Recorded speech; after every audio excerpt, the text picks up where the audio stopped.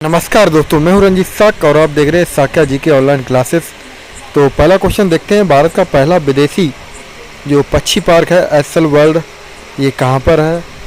तो ऑप्शन आपको ऑलरेडी दिए हुए हैं, आपको जवाब देना है कि जो विदेशी पक्षी पार्क है वो कहां पर है। देखिए, मैं रंजीत साक आपको पूरी डिटेल्स अच्छे से पढ़ा रहा हूं। ऑप्शन आपको दिए हुए हैं, कमेंट में आप बताइए। अगर आपका जवाब सी है मुंबई तो बिल्कुल सही है दोस्तों। देखिए, हम इसके बारे में आपको बता दें। देखिए, यह एसएल ग्रुप की मनोरंजक शाखा जो SL world leisure private limited द्वारा मुंबई में $6 बिलियन से शुरू की गई है। आपको ये पक्षी दिखाई दे रहे हैं, ये जो विदेशी पक्षी हैं। तो हम आपको ऑलरेडी ये सारा कुछ दिखा रहे हैं तस्वीरों द्वारा। हमारा मतलब यह है आपके अंदर तस्वीर बननी चाहिए जिससे कि आप उसे अच्छे से पढ़ सकें, समझ सकें। ठीक है दोस्तों, देखिए $6 बिलियन से इसमें जो पक्षियों का जमावड़ा शुरू किया जाएगा। अगला क्वेश्चन देखिए। अगला क्वेश्चन जानने से पहले ये देखिए, ऐसे सीजीएल में कई क्वेश्चन पूछे गए हैं तो और वो भी नेशनल पार्क से संबंधित है, तो वो हम आपको एक एक करके दिखा रहे हैं। देखिए, पहला क्वेश्चन आपका है काजीरंगा राष्ट्रीय उद्यान, ये जोरहाट असम में है। मानस अभ्यारण्य वो आपको बारपेटा असम में है। केवलादेव राष्ट्रीय उद्यान भरतपुर राजस्थान। सुंदरबन जो है वो ऑलरेडी हमने आपको बताया है कि 24 परगना पश्चिम बंगाल। ये सारे एसएससी क्लासेस में पूछे गए हैं, तो आप देख सकते हो 2006 से 2010 तक जो भी आए हुए हैं वो हम सारे आपको अभ्यारण्य या नेशनल पार्क ऑलरेडी दिखा रहे हैं। आप देख सकते हो जो स्टार का निशान है वो आपके लिए बहुत ज़्यादा इम्पोर्टेंट हो जाते हैं, तो आप उनको थोड़ा अधिक फोकस कीजिए। देखिए, हम आपको टोटल सभी याद तो सभी करने हैं, लेकिन आपको जो स्टार वाले हैं उन पे आपको कुछ ज़्यादा ही फोकस करना है। ठीक है, देखिए बांधवगढ़ जो राष्ट्रीय उद्यान है वो आपका मध्य प्रदेश में है। कान्हा भी मध्य प्रदेश में है आपका। उसके बाद बात करें दुधवा की तो वो आपके उत्तर प्रदेश में है, लखीमपुर खीरी में, है ना। अगला देखिए आपका जो कॉर्बेट है वो आपको पता है ऑलरेडी, नैनीताल। अगला है राजा जी, वो भी आपका उत्तराखंड में है। दाचीगम या दाचीग्राम वो भी आपका श्रीनगर में है। रणथंभौर जो है वो आपका राजस्थान में है। और ऐसे देखिए ऑलरेडी हमने आपको सभी एक एक करके बता रहे हैं। आप देख सकते हो ऑलरेडी कई कुछ मतलब हमने जो नेशनल पार्क्स हैं वो आपको दिए हुए हैं जो आपके एग्ज़ाम के लिए बहुत ज़्यादा इम्पोर्टेंट है। आपको अच्छे से याद करना है और आने वाली दिल्ली पुलिस या यूपी लेखपाल या फिर यूपीएसआई सारी परीक्षाओं में आपके लिए बहुत ज़्यादा इम्पोर्टेंट होने वाले हैं ये क्वेश्चंस। देखिए, अगला क्वेश्चन हम आपको बता दें कि 15 अप्रैल 2015 को निर्भया का सफल परीक्षण किया गया है। दोस्तों, ये कुछ ऐसे करंट अफेयर्स हैं जो कई बार पूछे जाते हैं और निर्भया जैसा ये कई बार आता रहता है, लेकिन आप ये मत सोचिए ये 2015 है, थोड़ा मिस्टेक था, तो आप संभाल लीजिए। 2019 है, 15 अप्रैल 2019 का जो निर्भया का वो आपको ऑलरेडी पता है, सुपरसोनिक क्रूज मिसाइल है ये। ठीक है, जो निर्भया है वो क्या है, सुपरसोनिक क्रूज मिसाइल। देखिए, हम आपको तस्वीरों में दिखा रहे हैं, इसमें लिखा है India's Nirbhaya missile successfully tested from Orissa. तो ये भी पूछ सकते हैं आपसे कहाँ पर इसका जो निर्भया का सफल परीक्षण हुआ है, तो आप बता सकते हो उड़ीसा से। ठीक है, हम आपको तस्वीरों में दिखा रहे हैं इस वजह से कि आपके माइंड में एक क्लिक बन सके, एक तस्वीर बन सके जिससे कि आप उसे याद रख सकें। ठीक है, और इसी से देखिए संबंधित हम आपको मिसाइल से संबंधित ज़्यादा से ज़्यादा आपको पूछा जाता है कि ये मार किससे करती हैं। जैसे एयर टू एयर मिसाइल आपकी अस्त्र हो गई।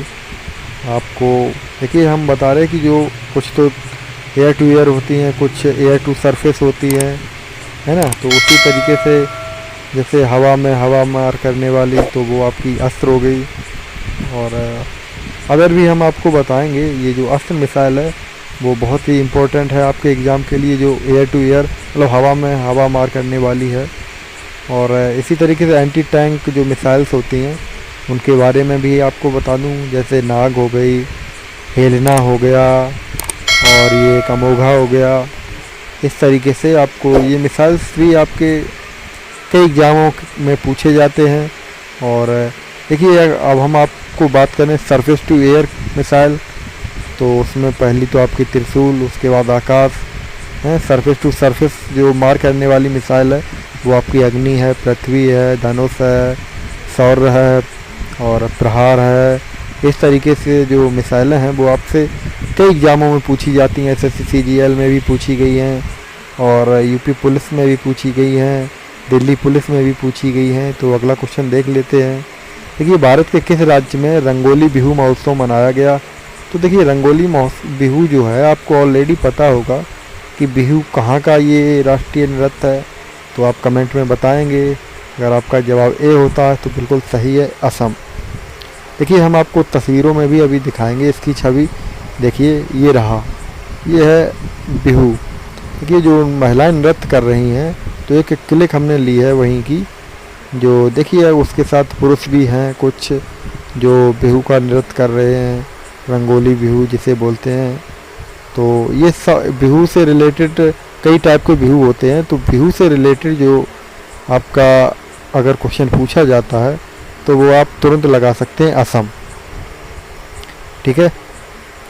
और देखिए ये आपके एग्ज़ाम के लिए बहुत इम्पोर्टेंट है, कई बार ये पूछा जाता है और कई बार पूछा गया है ये एग्ज़ामों में। ये असम में जो प्रमुख कृषि कार्यक्रमों को बिहू के त्यौहार के रूप में मनाया जाता है, ठीक है। जैसे उत्तर प्रदेश में भी कई नृत्य हैं, उसी तरीके से असम में भी, मतलब हर राज्य का एक अलग होता है। उसी तरीके से देखिए कई तरीके के जो हमने बताया आपको बिहू होते हैं, ठीक है। तो बात करें अगर असम की, तो असम में देखिए राजधानी आपको दिसपुर है और उसके बाद इसके जो मुख्यमंत्री हैं वो सर्बानंद सोनोवाल जी हैं। और देखिए अगला क्वेश्चन देख लेते हैं। देश का सबसे लंबी रेल रोड ब्रिज जो बोगीबील ब्रिज है वो भी आपके असम में ही है। ये एक इम्पोर्टेंट फैक्ट है आपके असम से रिलेटेड। और दुल्हनों को 1 तोला सोना देने की भी जो योजना चलाई है सर्बानंद सोनोवाल ने, वो भी आपके असम में ही चलाई है, ठीक है। और असम आपका जो है वो ब्रह्मपुत्र, असम में आपकी ब्रह्मपुत्र नदी है वो ज़्यादा फेमस है। जिस तरीके से आप मान सकते हैं उत्तर प्रदेश की शारदा नदी है, उसी तरीके से असम की भी एक फेमस नदी है जो ब्रह्मपुत्र है। तो ये जो इम्पोर्टेंट फैक्ट है वो आपको असम से रिलेटेड इन्हें याद रखना है। देखिए असम का एक डिब्रूगढ़ ज़िला है, वो कई बार पूछा जाता है, वो है ब्रह्मपुत्र नदी के किनारे, ठीक है। और ये एक नई स्कीम जो हमने बताई है आपको 1 तोला सोना देने की, वो सर्बानंद सोनोवाल सरकार ने असम में शुरुआत की है इसकी।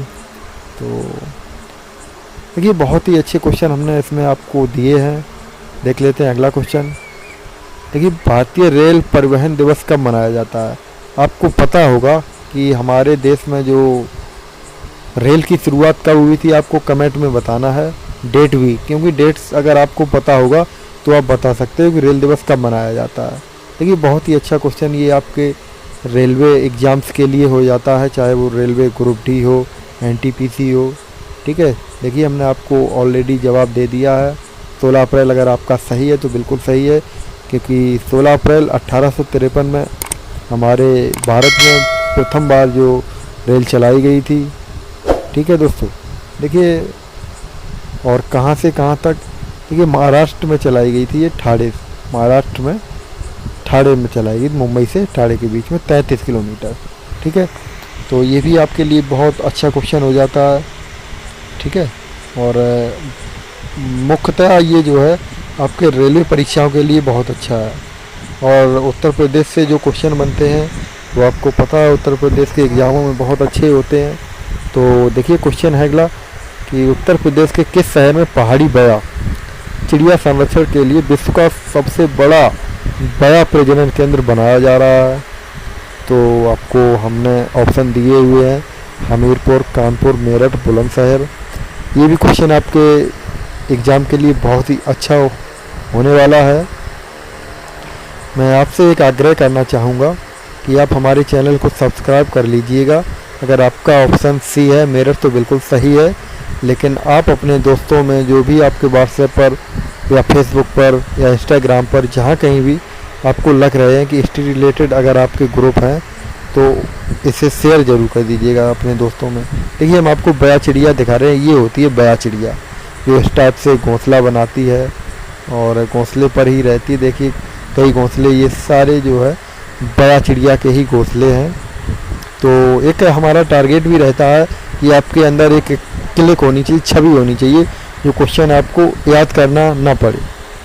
तो हमारे चैनल को जो साक्या जी के ऑनलाइन क्लासेस है, तो हमने इसी मकसद से आप सभी के लिए बनाया है कि आप लोग इससे बहुत कुछ सीख सकें।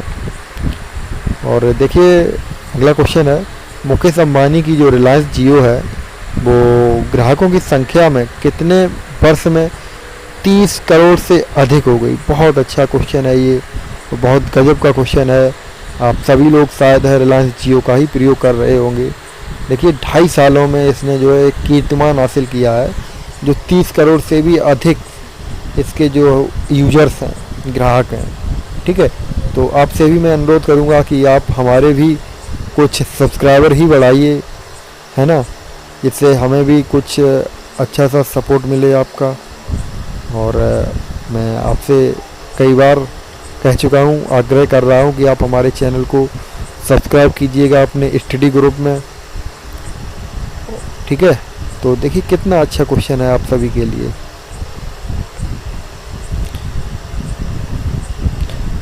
तीस करोड़ से भी अधिक। देखिए ये रहा जियो और ये रहे जियो के जो मालिक हैं मुकेश अंबानी जी। देखिए हम आपको बता दें, जियो दुनिया के सबसे तेज़ 100 मिलियन कस्टमर जोड़ने वाली कंपनी है। जियो ने 170 दिनों में 100 मिलियन कस्टमर जोड़ लिए। एयरटेल ने 300 मिलियन कस्टमर्स जोड़ने के लिए 19 साल लिए थे। देखिए कितना बड़ा डिफरेंस है एयरटेल और जियो में, है ना। तो बहुत अच्छी कंपनी है जियो, ऐसी बात नहीं। और जियो ने जो अपना अभी एक पर्व मनाया था, याद नहीं है मुझे, तो उस पर्व पे घोषणा की थी मुकेश अंबानी जी ने कि इस साल उन्हें जो है जियो 5G भी लाना है इंडिया के अंदर। इस साल का मतलब 2020 में। मेरा क्वेश्चन देख लेते हैं। मोहम्मद इस्ताय हैं जो हाल ही में किस देश के प्रधानमंत्री बने हैं, आपको बताना है। देखिए आपको नाम से ही पता चल जाना चाहिए कि किस देश के हो सकते हैं। तो अगर आपका जवाब फ़िलिस्तीन है तो बिल्कुल सही है, फ़िलिस्तीन। देखिए ये है प्रधानमंत्री जी जो फ़िलिस्तीन के प्रधानमंत्री हैं, वो हम आपको तस्वीरों में दिखा रहे हैं, जिनका नाम है मोहम्मद इस्ताय, है ना। क्या नाम है? मोहम्मद इस्ताय। और मैप में देख सकते हो ये रहा आपका भारत, है ना, और ये रहा जो कुछ दिख रहा है आपको, ये रहा वो शहर। अगला क्वेश्चन देख लेते हैं। हाल ही में जारी की गई WTA रैंकिंग में कौन सी इस पर रहा है, किस खिलाड़ी की बात हो रही है, आपको बताना है। जो टॉप 200 में पहुंच गई हैं, आपको हमने ऑप्शन दिया हुआ सोनिया मिर्ज़ा, अंकिता रैना। तो इसका जवाब बिल्कुल हो जाएगा अंकिता रैना। इन्होंने जो है, देखिए टेनिस खिलाड़ी हैं ये, जो तस्वीरों में आपको हम दिखा रहे हैं। और अंकिता रैना बहुत ही अच्छी प्लेयर हैं और भारत की ही है ये अंकिता रैना, जिन्होंने जो है 23 स्थान की छलांग की है और टॉप 200 में इन्होंने जगह बनाई है। तो ये भी हमारे भारत के लिए गौरव की बात है। हमारे देश में भी जो है कितना अच्छा कार्य हो रहा है हमारे देश के अंदर, कि जो हमारे देश की महिलाएं हैं, लड़कियां हैं, बेटियां हैं, वो कितना अच्छा कार्य कर रही हैं, हमारे देश को रोशन करने का कार्य कर रही हैं, है ना। देखिए अगला क्वेश्चन देख लेते हैं। हाल ही में चुनाव आयोग ने किस नेता पर धार्मिक आधार पर वोट मांगने के कारण 72 घंटे का प्रचार करने का रोक लगा दी है? तो वो है उत्तर प्रदेश के मुख्यमंत्री योगी आदित्यनाथ। ये इन पर जो है रोक लगाई गई थी 72 घंटे प्रचार के लिए। दिल्ली में जब प्रचार चल रहा, वो चुनाव चल रहा था, उस समय की बात है ये। तो देखिए इन्होंने क्या था कि धार्मिक और भड़काऊ टाइप के इन्होंने कुछ भाषण दिए थे। ये रहे योगी आदित्यनाथ जो उत्तर प्रदेश के मुख्यमंत्री हैं। अगला क्वेश्चन देखते हैं। किस महिला बॉक्सर ने 54 किलोग्राम श्रेणी में मुक्केबाजी में स्वर्ण पदक जीता विश्व कप 2019 में। ठीक है, तो अगला क्वेश्चन देख लेते हैं। अपनी तरह के पहले, और ये सारे क्वेश्चन आपको जवाब देने हैं। ऑनलाइन गेम पबजी है, और ये इस तरीके के जो भी आपको हम स्टार्टिंग में मतलब बार बार और क्या नाम है जल्दी जल्दी जो दिखा रहे हैं, इन्हें आपको मतलब क्या करना है कि इनके हमें कमेंट में जवाब देने हैं। ठीक है, तो ये भी आपको कमेंट में ही देना है। जो जयंती मनाई गई है वो कौन सी जयंती थी अम्बेडकर जी की। ठीक है, थैंक यू, नमो बुद्धाय।